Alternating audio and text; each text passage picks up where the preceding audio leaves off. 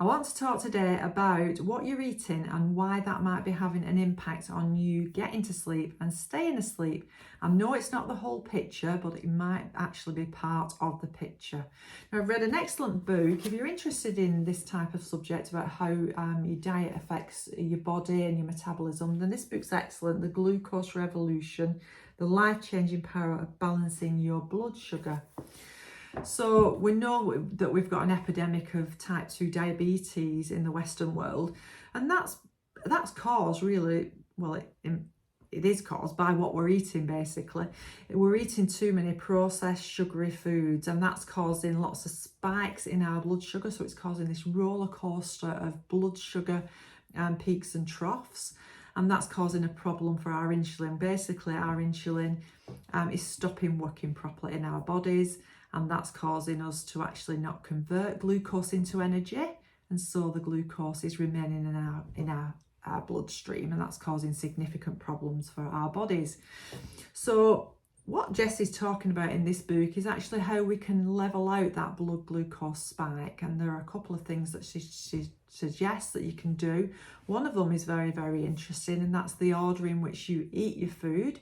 So certainly eating your fibre, your protein, and then your carbohydrate is going to actually have a really good effect on your blood glucose level. It's going to level it out instead of eating your potatoes first. So eating that carbohydrate first is going to spike your blood glucose more than if you ate it last after your vegetables and your protein. So really interesting revelation there.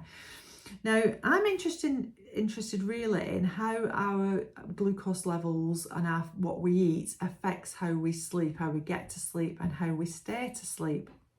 So if you can imagine, if you're eating lots of sugary, highly processed foods in an evening close to bedtime, then that's obviously going to cause us to have these spikes in blood glucose. And we do know that people that have spikes in blood glucose, so people who are eating lots of processed food, are more likely to have higher cortisol levels. You're more likely to have put weight on. You're more likely to be anxious. You're more likely to be wired. So if you're eating, this high energy food that's causing a glucose spike, then you're suddenly going to get a burst of energy.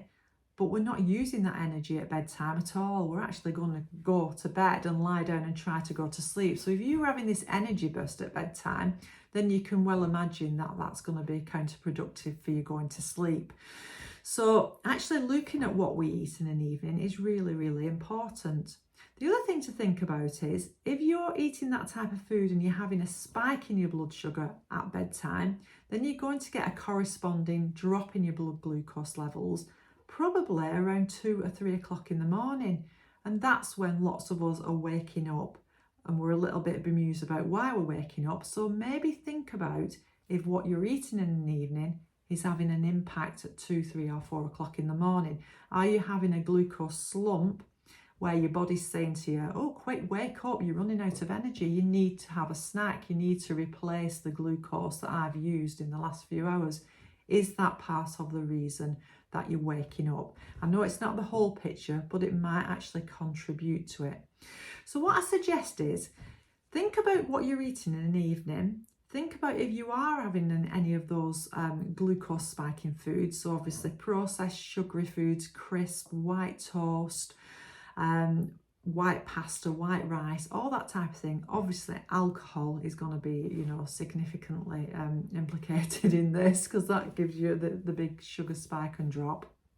Have a think if you're eating any of those foods, and think about if you can actually change what you're eating if you are eating in an evening. I mean, the ideal situation is that you probably shouldn't be eating in an evening after about 6 or 7 o'clock after you've had your main meal. But I do recognise that lots of people are snacking.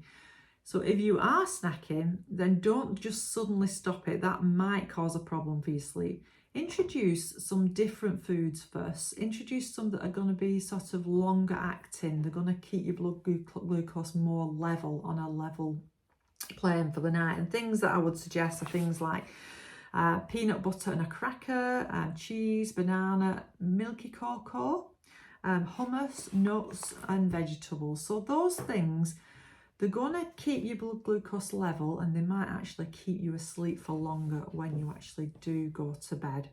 So I definitely recommend trying some of those hacks.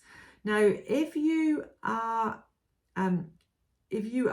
eating those types of things, I would gradually progress to actually not eating anything at all after 7 o'clock. That is a much better. We should be having a degree of fasting during the night, so we should be able to go about 12 hours without eating overnight, from say 7 o'clock till 7 in the morning.